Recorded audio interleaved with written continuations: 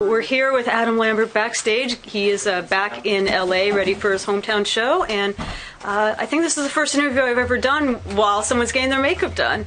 I think this is my first interview to do with getting my makeup done.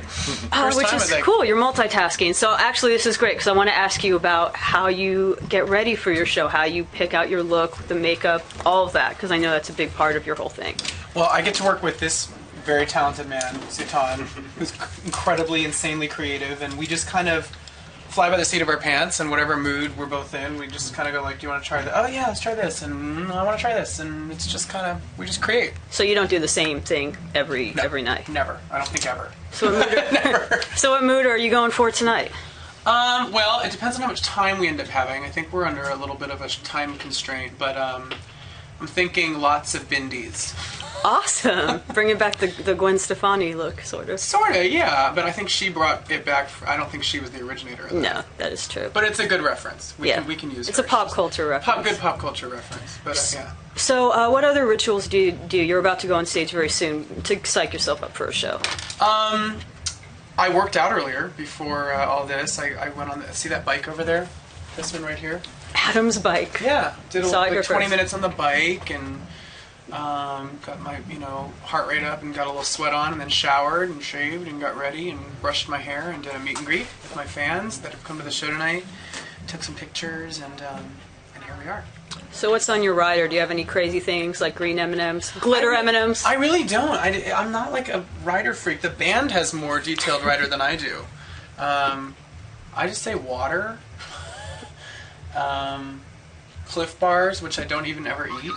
But just in case, just in case I get hungry. I stole that veggie platter from the other room. It's all them. Adam's veggie platter. Wow, I'm getting such great backstage Yeah, access. I mean, I'm pretty low maintenance when it comes to the backstage stuff. And I like Smart Water, electrolytes.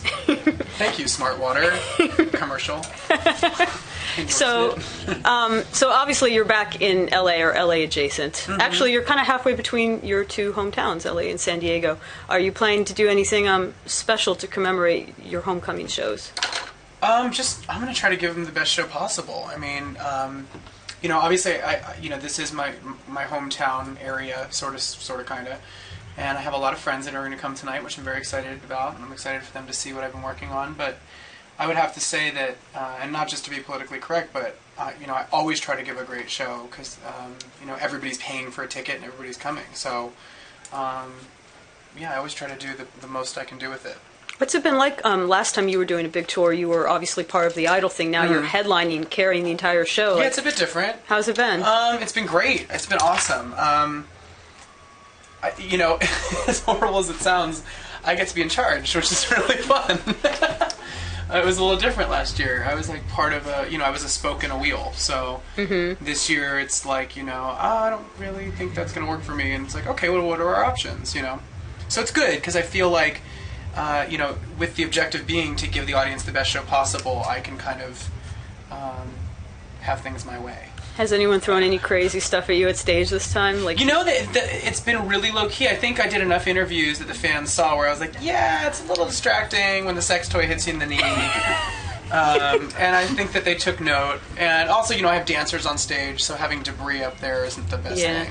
I heard there was some controversy. Some of your fans, they were divided about the dancers. Some of the people liked them, and some of the people didn't. I think at the very beginning, I think they didn't really know what to make of it because it was a new edition. But from all the feedback I've heard, both on Twitter and everybody that I've talked to during meet and greet, everybody seems to really love the addition of the dancers in the tour. I think that, I think in the very beginning, when we first started, we were also kind of experimenting with the idea of adding choreography and dancers. So there were some things that we learned along the way about the type of staging we did and the type of choreography, how tight it was, the costuming. And by the time we opened the tour, I think we had really kind of stumbled onto the right look and the right balance of how often it's with me and the band, how often I have dancers, when I break out and go downstage versus when they kind of are out and about to create a frame. And I really, really love having them on stage because I think that they give the songs a physical energy, and then I can focus on singing, or I can do just little bits of movement with them. And I don't know, I love dancing. I've danced since I was a kid doing musical theater, so it is a part of me as a performer. Cool. The last question I want to ask is, I know you were talking a bit to Ryan Seacrest this week. You're already thinking about your next album, spring of next year, and you were saying you were going to record it abroad. So you're going to record it when you're internationally touring, then? Yes, I think so. There's nothing's been confirmed yet, but I think I'm going to be doing some stuff in Europe. So. And how is this touring experience going to affect your music when you're making new music? I think it's really great because I think you can I can look at the music that's been on this album and see how the audience responds to it directly. I mean, I can look out in the audience every night. Certain songs get people really pumped up. Certain ones I can see that they're getting touched by. I can see what works and what doesn't work as well. I can see what they respond to more.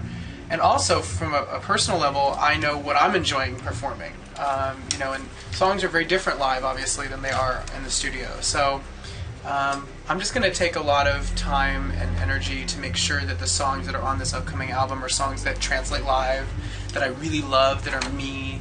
And I think I'm going to get the opportunity to write a lot more on this next album, too, which is really exciting. Yeah. I'm excited. Me too. Well, I'm going to let you get the rest of your makeup on. Thank you. Because you can't talk when you're getting lip gloss put on.